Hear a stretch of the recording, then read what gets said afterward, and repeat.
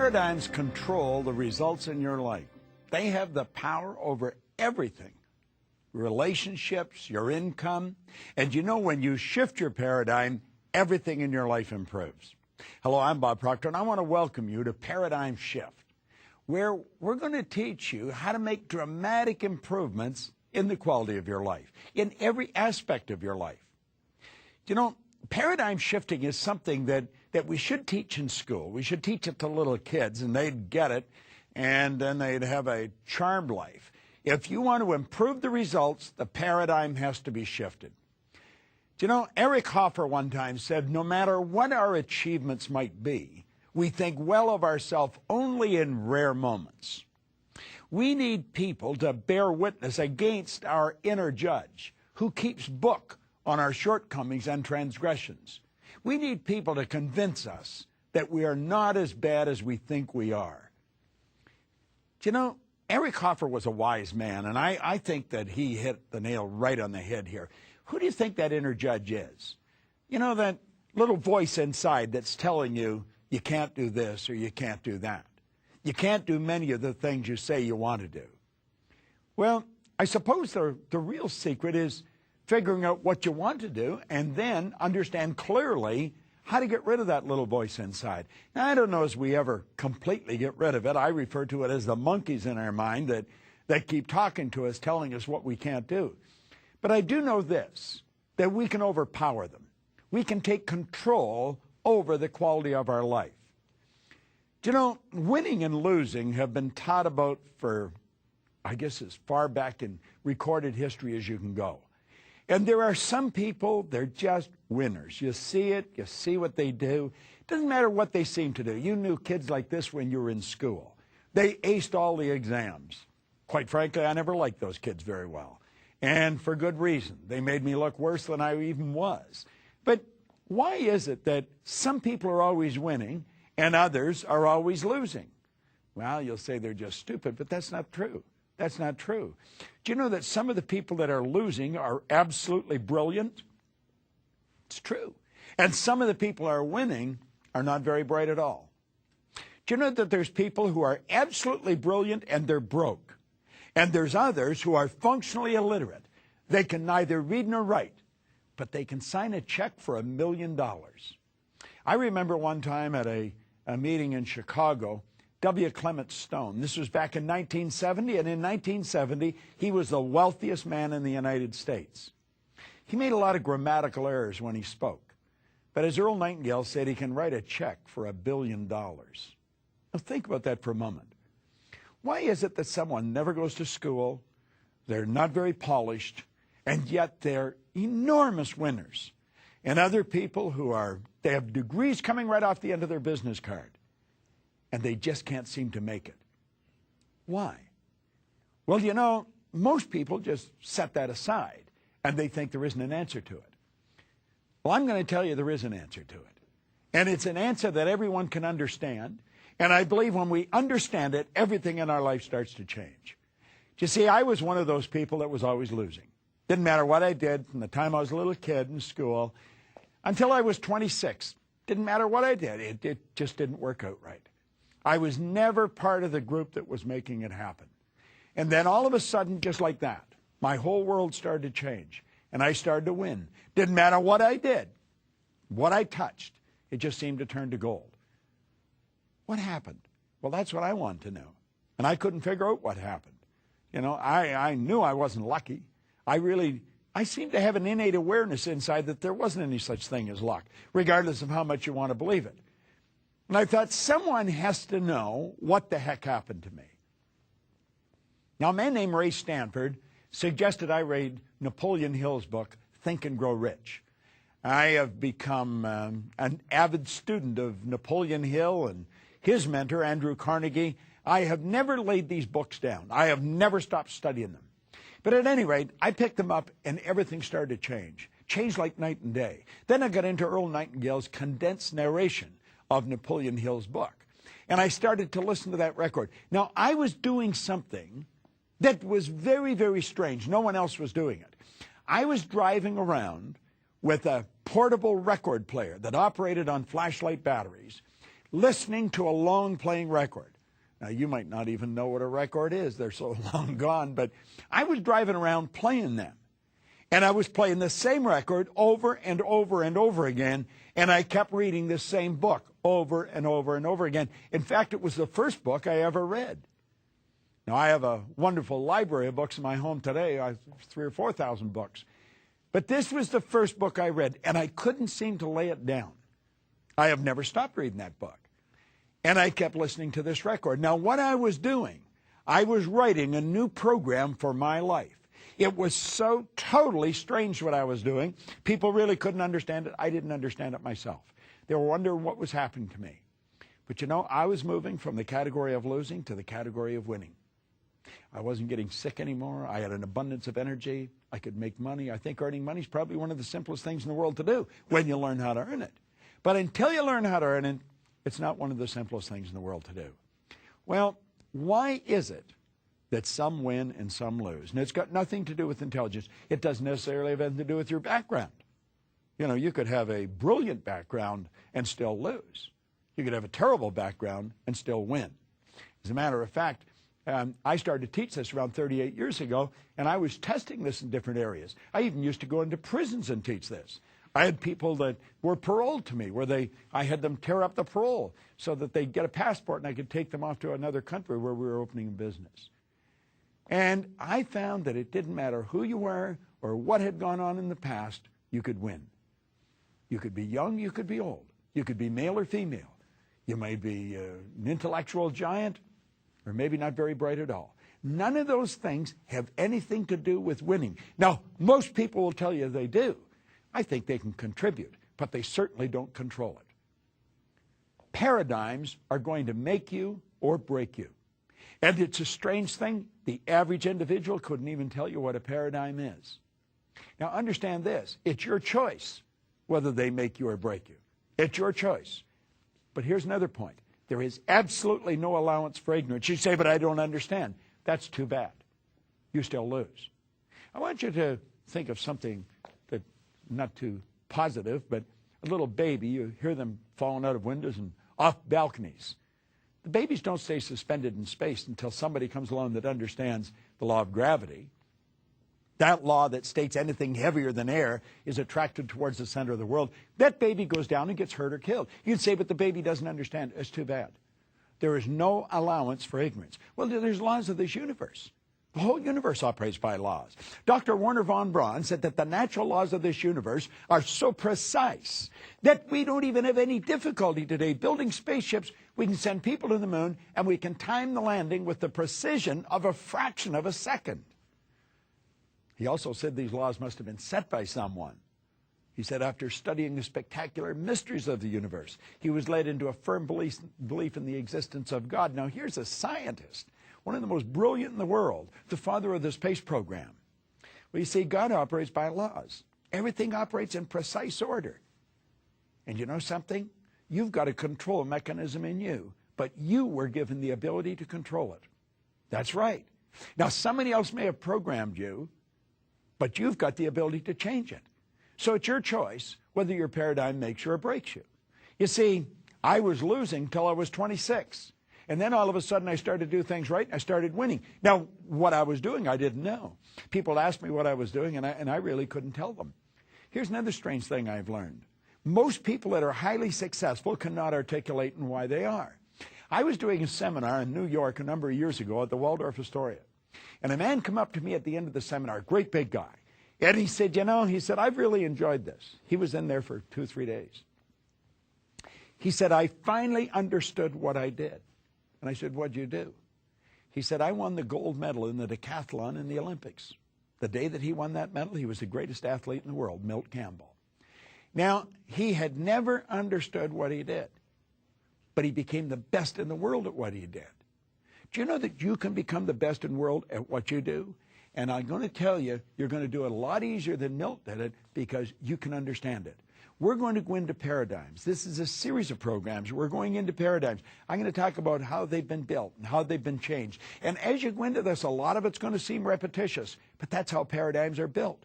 That's why repetition is necessary. And we've got to the point we just want to read it once. You're never going to understand it if you read it once. You've got to go over it and over it and over it. I think it was Hubbard said, when you read a good book through the second time, you don't see something you didn't see before. You see something in yourself that wasn't there before. So let's think about this. You've got a control mechanism inside you. It's in your marvelous mind. And it's going to determine whether you win or lose, whether you're struggling to make ends meet or whether you live in abundance. And this information's always been around. It's just that there's only a very select few that have had it. It's almost like a secret. Earl Nightingale called it the strangest secret. He said it was strange because it was a secret, because it's so obvious. Do you know you can go into the most ancient writings there is? You can go into the Upanishads. And in the Upanishads it says, from abundance, he took abundance, and still abundance remained. Now think about that for a moment. Do you know that you're dealing with an infinite source of supply? There's no limit to what you're capable of doing. It is an infinite source of supply. I love the way Troward wrote it. He said, when you're dealing with the infinite, you can never take more than your share. So don't worry about taking too much. You can have all you want. It's what we do with it that makes the difference. You can't hold on to it. You can't keep it. As a matter of fact, if you try and keep it, you'll lose it. It's really a paradox, isn't it? But you know something? If you understand the laws, it's not. If you understand the laws, you'll understand that you're sort of a distributor of this power. You have co-creative abilities. You've got phenomenal powers locked up within you. Now, what are paradigms?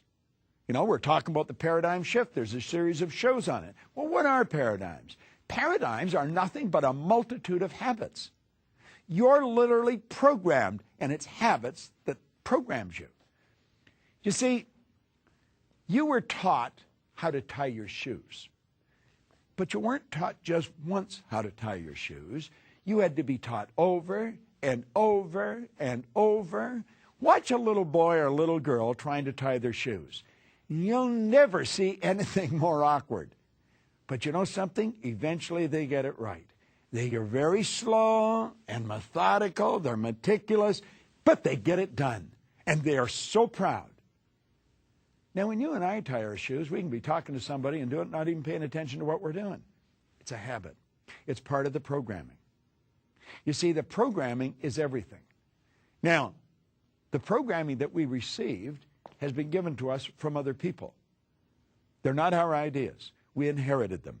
That's why we speak the language we speak. That's why we do the things we do. It's why we treat people the way we treat them. Now, think about this. Everything is programmed into a habit. Your body is like a computer. It's just like a computer terminal. It'll only do what it's programmed to do. If you're trying to do PowerPoint on something that hasn't got a PowerPoint program, you're never going to get it. If you go onto a computer that has power, easily to build the PowerPoints. See, it all has to do with programs. And we have people write programs. We think they're pretty brilliant. They're techies.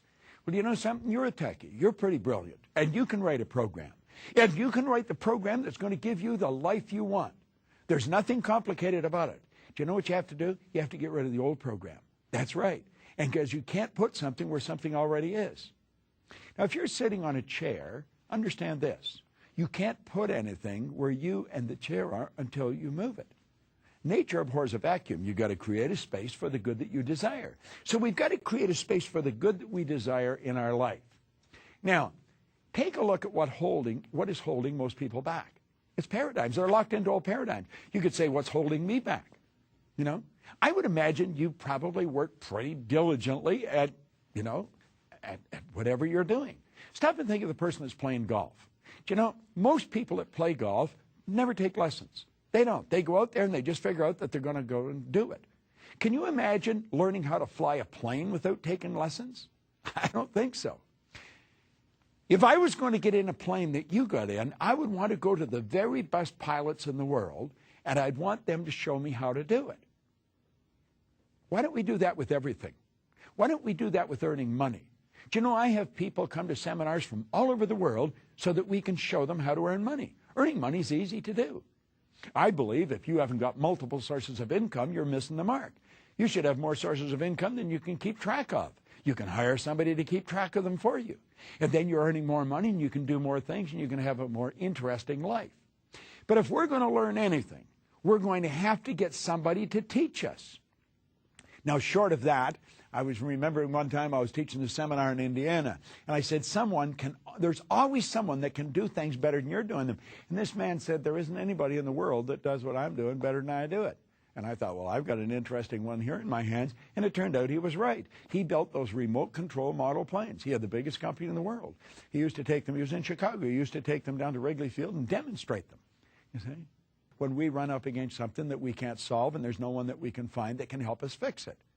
But if we want to learn things, let's get our ego out of the road and let's understand that we've got the intelligence to learn anything we want to learn. But we're going to have to go to a good teacher. Now, I was talking about money a few minutes ago. If you want to learn how to earn money, go to someone that knows how to. Don't go to your next door neighbor. He probably doesn't know any more than you do. When you watch golfers, you'll see them out there, they're talking to each other. None of them know how to golf.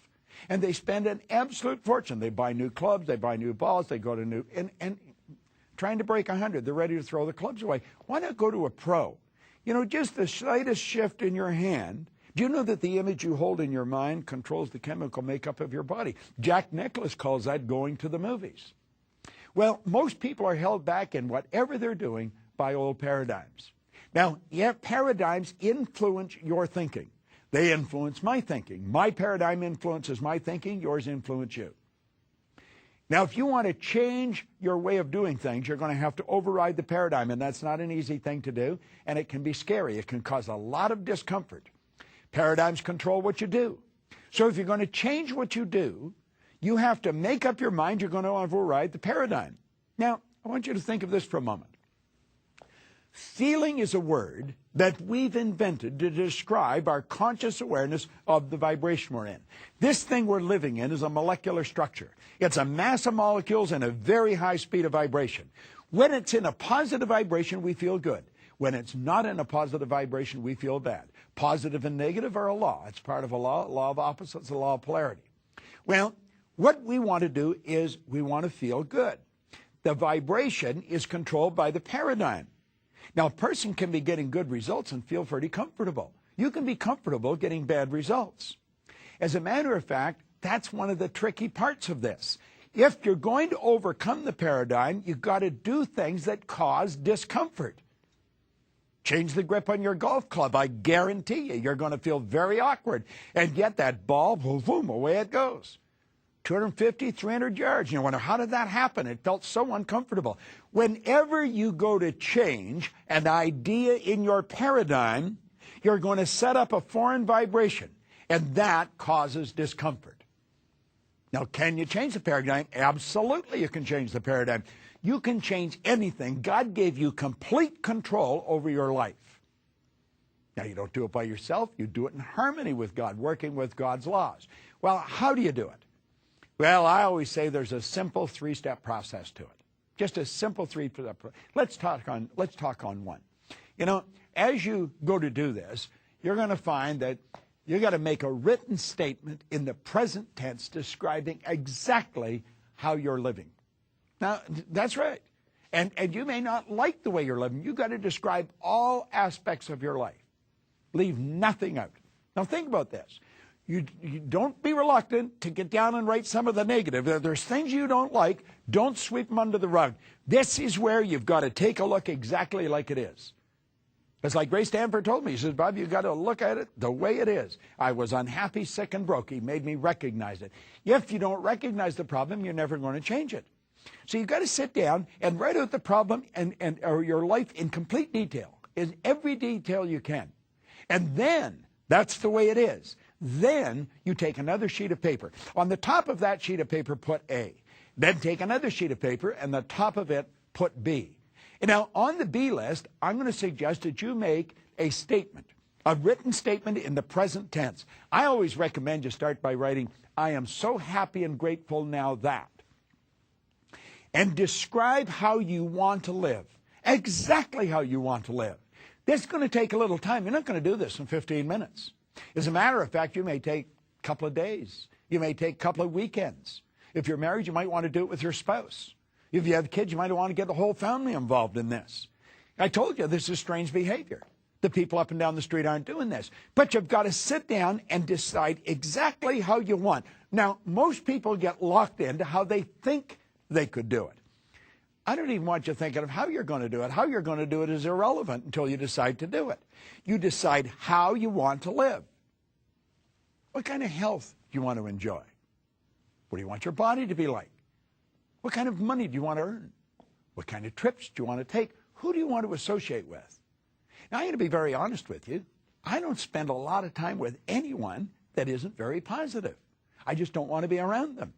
Carl Menninger from the Menninger Foundation one time pointed out, he said environment is more important than heredity. In other words, the people that we surround ourselves with have a greater impact on our life than what's built into the genes. I have a very good friend of mine, Jane Wilhite. You should look her up on the internet. PSI Seminars, PSI Seminars. It's one of the most successful seminar companies in the world.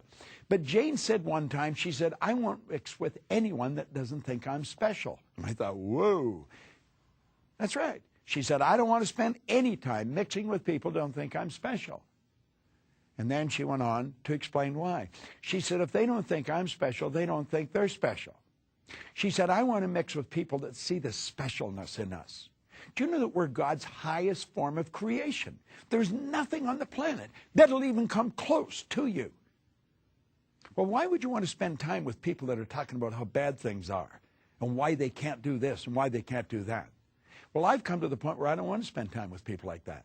Now, I have friends all over the world. I do. I have friends on almost every continent that you can think of. But you know something? They all know how special they are. And so they recognize the specialness in me. And we treat each other that way. I want you to sit down and write out exactly what you want, how you want to live, the kind of home you want to live in, the vacations you want to take, the clothes you want to wear, the people you want to mix with. This is a want list. And understand you don't have to know how it's going to happen. But describe your lifestyle in as much detail as possible.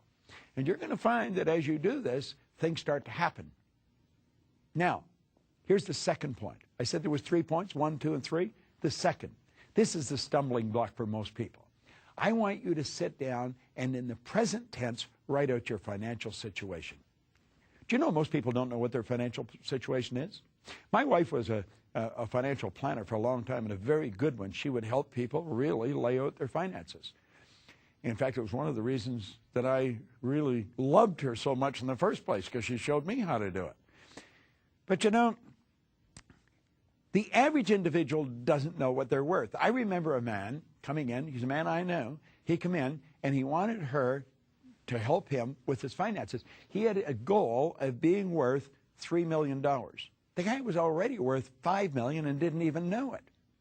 Most people have no idea what they're worth. They have no idea. They really don't. They don't have a balance sheet. I have a good friend of mine that's just written a book, The Millionaire Maker, Laurel Langmeyer. You should buy the book, The Millionaire Maker. I was coaching her when she was working for Chevron for $75,000 a year. She's worth millions of dollars now. She owns over 100 companies, not countries, companies. And just taken off like a rocket. But you see, she did this. And she has people do this. You've got to sit down and lay out your financial position in as much detail as you possibly can. What all the debts are, what all the assets are. And then sit down and make a written statement of how you want your finances to be. Now, the first sheet, marked A. The second one is marked B.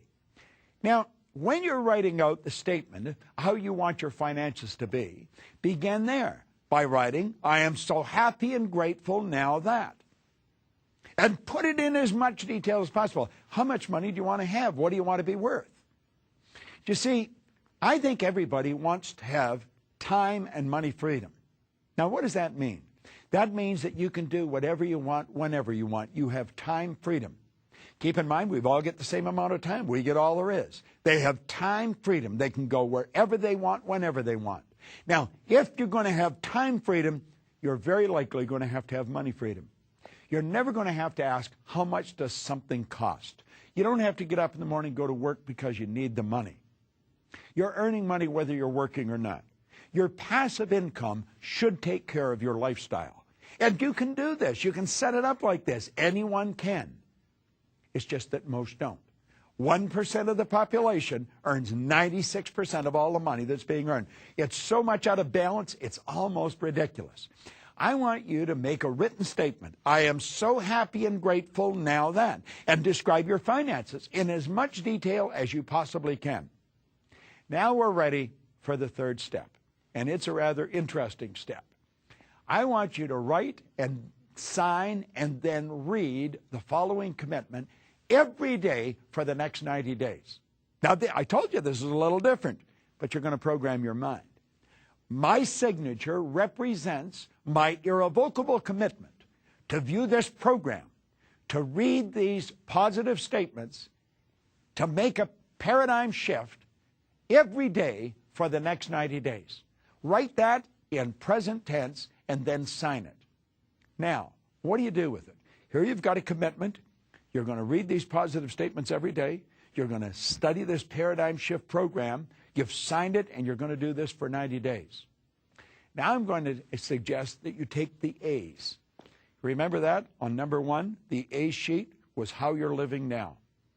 All the negatives, everything written into it. And burn them. Take both of them and burn them. Your present financial position and the way you're living. You've got it all written out. You understand it. You know exactly where you are. And then take the B lists and start to read them. And read them over and over and over again. You know, Goethe, the great German philosopher who's really influenced the thinking of the Western world, he said, before you can do something, you first must be it. See, everything that happens outside has got to happen inside first. Now let's review what we've done. We've gained an understanding that we are literally programmed. We're programmed genetically and environmentally. We've taken a look at our life the way it is. We've decided that we are going to be in the winning category of people. We are going to be very selective about the people that we spend our time with. We're not going to spend a lot of time with people that we don't enjoy and that don't enjoy us. So that even we're not thinking, we get the very best thinking coming into our mind. We're going to sit down and write out our lifestyle the way it is now. All the negative aspects mixed in. Health, wealth, relationships, everything. And then we're going to take another sheet, the B sheet, and we're going to put on there exactly how we want to live. And we're going to write it out, I am so happy and grateful now that. We're going to do that with our finances. We're going to write out where we are at financially, and we're going to write out where we want to be. Now burn the A list. Burn it, it's symbolic. Literally burn it and let it go away. And then start reading the positive statement about how you're going to live and your finances. Read it over and over and over again. You're going to find it'll work like clockwork. Stay tuned in and learn more on the paradigm shift of how to take control over your life. It's Bob Proctor.